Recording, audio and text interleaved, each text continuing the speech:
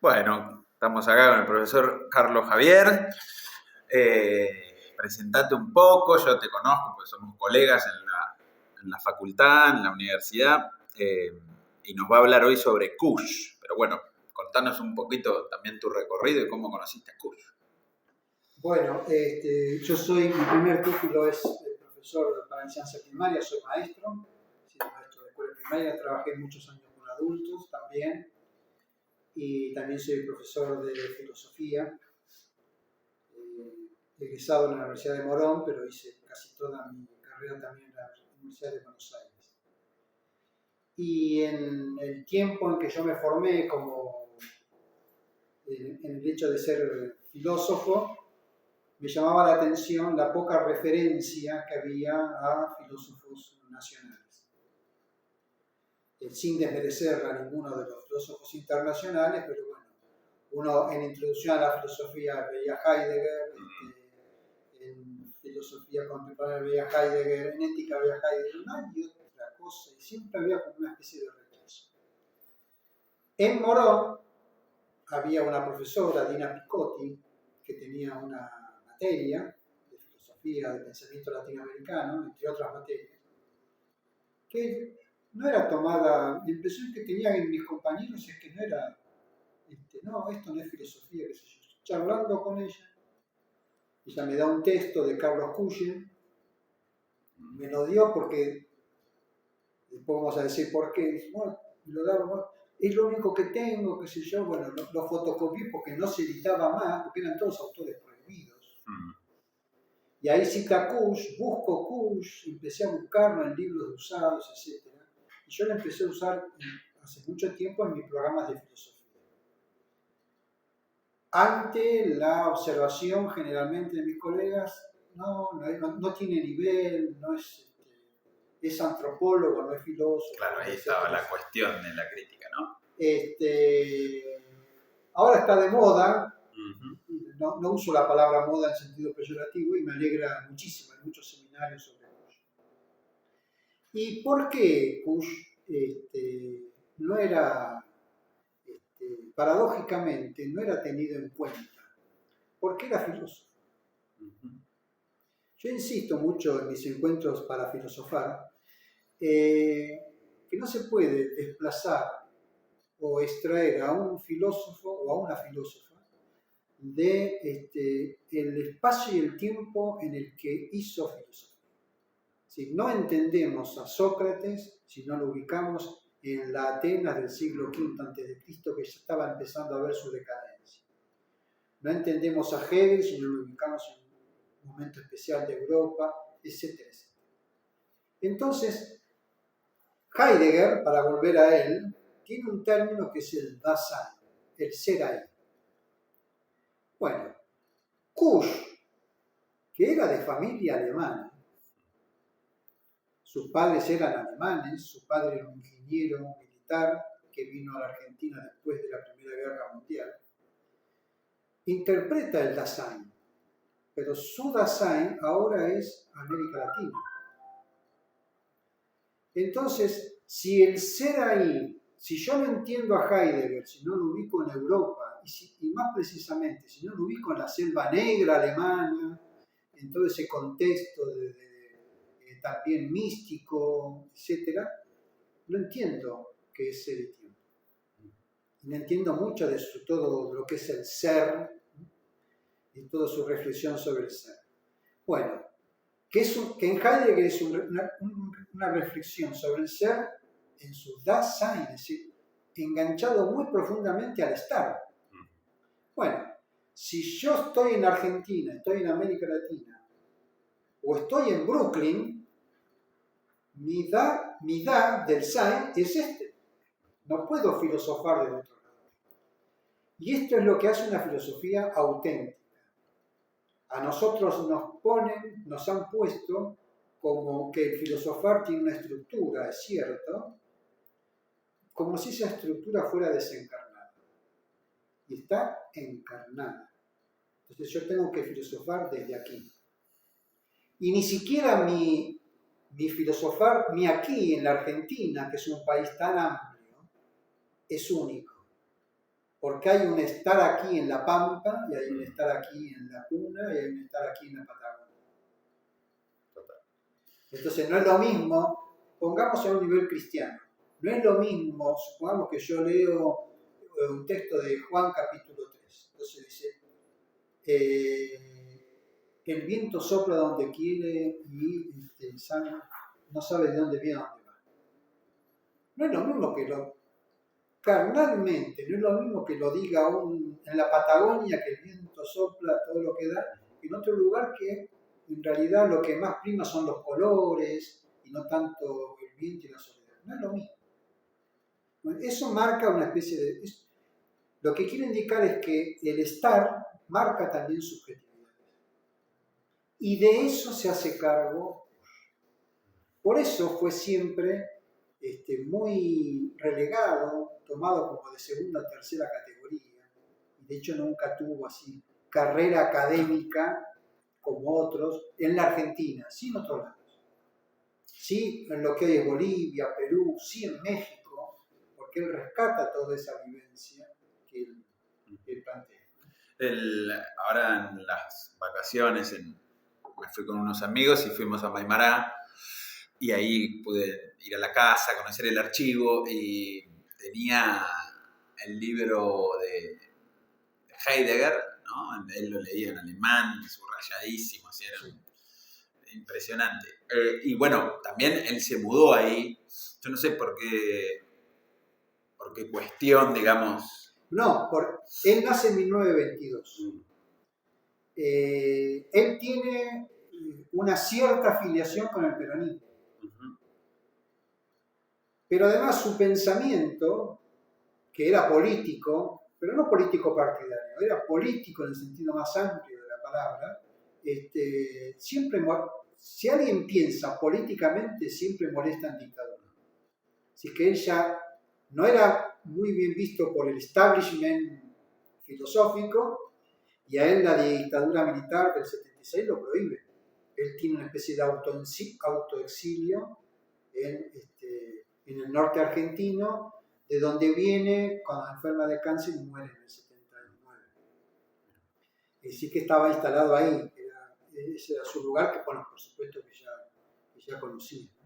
Ahora se escuchó el Kusch en los medios por el Papa Francisco, claro, que ya viene haciendo referencia hace tiempo, sí.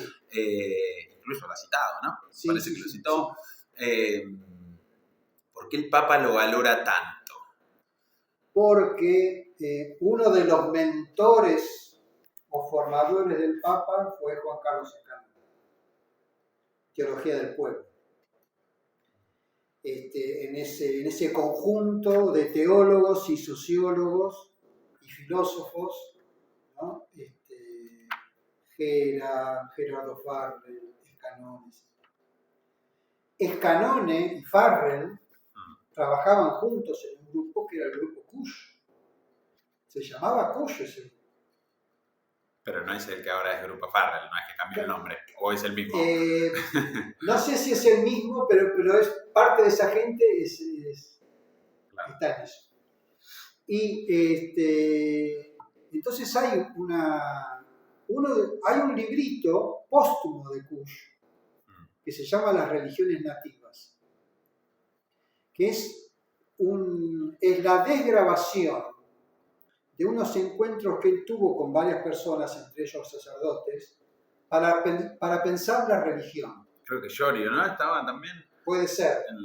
Sí. Y entonces él lo encuentra mucho después las grabaciones, no en cassette, sino en cinta, las viejas cintas, lo desgraban y es un librito que se llama Las religiones nativas, que es muy interesante de leer. Entonces, ¿por qué el Papa Francisco lo cita? Primero porque es alguien que rescata, hace filosofía desde la propia tierra, que es como decir desde la propia identidad del pueblo. Un concepto de Kusch acerca del pueblo es lo mítico. Y el Papa marca eso, el concepto de pueblo, en Fratelli Tutti, ¿no? Como es un concepto mítico. Es un concepto sociológico, si es político, puede ser económico, pero fundamentalmente es mítico. Y acá, para los que no estén relacionados con el lenguaje filosófico, teológico, no estamos usando la palabra mito en el sentido peyorativo. Este es un mito, como si fuese una mentira. Un mito es una explicación de la realidad que hace presente algo en el pasado para explicarlo. Entonces, es una presentificación de algo ocurrido, no porque ocurrió, sino porque da sentido a esto que está. Entonces, Kush se enfrenta al racionalismo de la modernidad. Es de los primeros que marca el lado oscuro de la modernidad. Lo mismo hace Dussel. La diferencia con Dussel, dicho mal y pronto, no es exactamente así, pero dicho mal y pronto es que Dussel alguna de esas categorías las marca paradójicamente al mismo tiempo con estructuras tal vez de análisis marxista como clases y también con estructuras del cristianismo o judeocristianismo. Dussel tiene una profunda formación judeocristiana. Y Kush lo hace desde la vivencia de nuestros pueblos originarios y políticamente más cercano al peronismo, y no como algo propio, ¿no? Como un fenómeno político propio. No sé si estoy siendo claro. No, muy bien, muy bien. Entonces, su primer libro es La seducción de la barbarie, donde de alguna manera se mete en todo esto, en esta encrucijada, esta disyuntiva de civilización y barbarie, y él dice, no lo dice así, pero nos tragamos el cuento de que somos civilizados, pero por alguna razón nos sigue seduciendo la barbarie. ¿No será que en esa barbarie está nuestra autenticidad? Claro. Sí, que eso está en el fondo nuestro, de nuestro ser. Y incluso también habla de hedor, ¿no? Él usa como algunas categorías. Sí, porque en América Profunda, que es, digamos, su libro más emblemático, pero después hay otro que también es muy importante, que es Esbozo de Antropología Filosófica Latinoamericana. Él tiene una visión de la historia de Occidente que, para resumirlo muchísimo, lo que plantea es: la historia de Occidente es la historia de la ciudad. Y uno, cuando mira la historia de Occidente, se da cuenta que en un tiempo, muy lentamente, pero en los últimos siglos, rápidamente, a partir de la Revolución Industrial, las poblaciones en Occidente, especialmente, pero en todo el mundo, ha dejado el campo y se ha ido a la ciudad. No hay modernidad y por lo tanto no hay liberalismo político ni capitalismo económico sin ciudad, porque la ciudad garantiza reducir el costo de la producción y tener el consumidor a mano, económicamente. Entonces, la historia de Occidente es la historia de la urbanización con todo lo que eso trae. La urbanización nos trae la luz todo el día, nos trae esta falsa seguridad de que estoy protegido porque tengo 4 paredes, etc. Cosa que el mundo rural no lo tiene tan, aunque ahora está muy tecnificado, pero siempre lo que hemos pasado alguna noche en la intemperie, sabemos cuántos ruiditos que no conocemos. Basta que en la ciudad se corte la luz para que nos demos cuenta lo frágil que es la vida humana. Entonces, él plantea eso y entonces tiene toda una mirada muy crítica de la historia, ¿no? Y tiene un capítulo del libro que es el que dice el miedo a nuestra propia historia, que es muy interesante de ver. Porque además Kush, el Papa lo cita porque es totalmente actual. Vuelvo para atrás, aunque esto sea un poco desordenado. El estar de Kush está íntimamente ligado al respeto a la naturaleza y a los ritmos de la naturaleza. El ser de la modernidad está íntimamente ligado a la posesión de la naturaleza y de la explotación. De lo que Kusch se da cuenta, y esto lo marca Carlos Kusch, es que cuando uno, yo estudié mucho tiempo latín y griego, así que me gustan las etimologías, lo sufren mis alumnos y alumnas. Cuando uno ve la palabra ser en realidad, en latín, deriva de la palabra estar. Entonces, cuando Kusch trabaja la idea de que lo importante es el estar, lo que está diciendo es que Occidente, racionalista, fundamentalmente la modernidad, separó el ser del estar. Entonces, yo no puedo ser sin mi estar. Y si destruyo mi estar, destruyo mi ser. Este es el mensaje de Francisco. O no nos damos cuenta que no vamos a ser en un mundo donde no podemos estar. Y ese ser, bueno, él habla de ser alguien y demás, Sí. también es una imposición, ¿no? Esa forma. Sí, además, lo vamos a ver, no sé cuándo se saldrá esto, pero el próximo domingo es un texto del Evangelio muy profundamente kushiano, ¿no? Que es el hombre que se da cuenta que ha tenido tan buenas cosechas que va a ser un enorme granero para disfrutar. Dice, alma mía, retírate, alma mía, retírate y come, bebe, duerme, ya está, no tenés nada que hacer. Bien. ¿Por qué? Porque el ser de la modernidad es un ser que posee y que explota.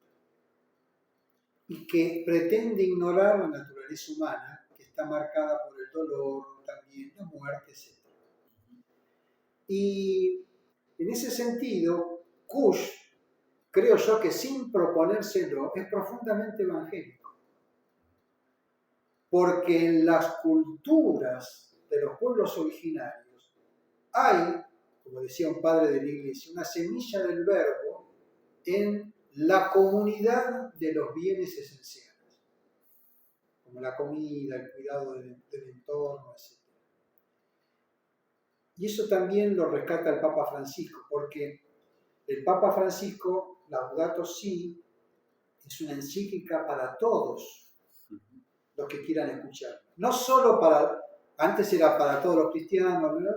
Después de buena voluntad incorpora Juan 23, y ahora dice no, para todos, aunque, como diciendo, aunque los que no tengan buena voluntad igual se los digo. Y yo creo que ahí hay un tema muy interesante que es el respeto por la naturaleza. Hoy, a través del Papa Francisco, es un contenido evangélico y a evangelizar. Yo creo que esa hay una unión muy interesante. Además, como para nombrar colateralmente, en esto del Papa Francisco también influye, y esto dicho también por él en alguna charla, en una entrevista, influye Amelia Podetti, la filósofa, sí, también mencionó. Que tiene un artículo ella murió muy joven, tiene un artículo muy interesante que es La irrupción de América en la historia. Cuando el Papa Francisco y Escanone, cuando escribe sobre la irrupción del pobre en el pensamiento filosófico latinoamericano, están siendo deudores de este concepto de Amelia Podetti de la irrupción, ¿no? La irrupción de América no es que, como nos cuenta la historia oficial, universal y argentina, Europa irrumpe en América. Es que América irrumpe en Europa, rompiendo el esquema histórico de Hegel, que es, bueno, Europa es la consumación de la historia y ahora vamos incorporando. Hegel y Kant son el fundamento filosófico del imperialismo y el colonialismo. Clarísimo. Kush se levanta contra eso, por lo tanto no podía ser, lo único que le quedaba en la estructura filosófica argentina era ser relegada, a pesar de su valía respecto. Otro contemporáneo de Kush y vecino nuestro de esta diócesis fue Conrado Egerland, hombre reconocido internacionalmente como profesor de historia antigua, de griego, etc., pero muy poco conocido y callado como pensador nacional y cristiano. También perseguido y bueno, debió exiliarse en México durante la dictadura militar. Simplemente por tener una materia que yo cursé con él, que se llamaba Historia del Pensamiento Latinoamericano. Claro. Y Javier, ¿qué recomendarías leer? Yo, bueno, empecé a sumarlo un poquito en mis clases, pero como no soy tan especialista en Kush, por eso me gustó que entrevistarte y que nos cuentes un poco. Yo acá tengo el tomo 3 de las obras completas, son 4 tomos. Bueno, creo que este empieza con Geocultura del Hombre Americano. Y la verdad que Kush, uno lo lee, digamos, si bien tiene sus conceptos, ¿no? Que tal vez cuestan un poquito, pero la verdad que es algo que te enganchás, ¿viste? ¿Qué recomendarías? ¿Con qué podemos empezar a leer a Kush? Bueno, ahí hay dos cuestiones. Primero, Kush es un autor difícil. ¿Por qué? Porque está utilizando conceptos filosóficos formados en otra cultura filosófica y lo está dando vuelta. Entonces, a lo mejor los que tenemos formación filosófica nos cuesta más leer Kush que los que no tienen. Así que eso es un tema importante. Como por otras cuestiones que uno hago, he corregido muchos textos, en algunos aspectos a Kush, en mi opinión, humilde opinión, le ha faltado un corrector de estilo. Tal vez porque justamente intenta pensar desde otra gramática, que no es la gramática occidental y europea. Entonces es un autor difícil. Pero si alguien quiere meterse de a poquito, Kush también, están en el tomo 4, de las obras completas, Kush también escribió obras de teatro. Entonces ahí pueden meterse por ese lado.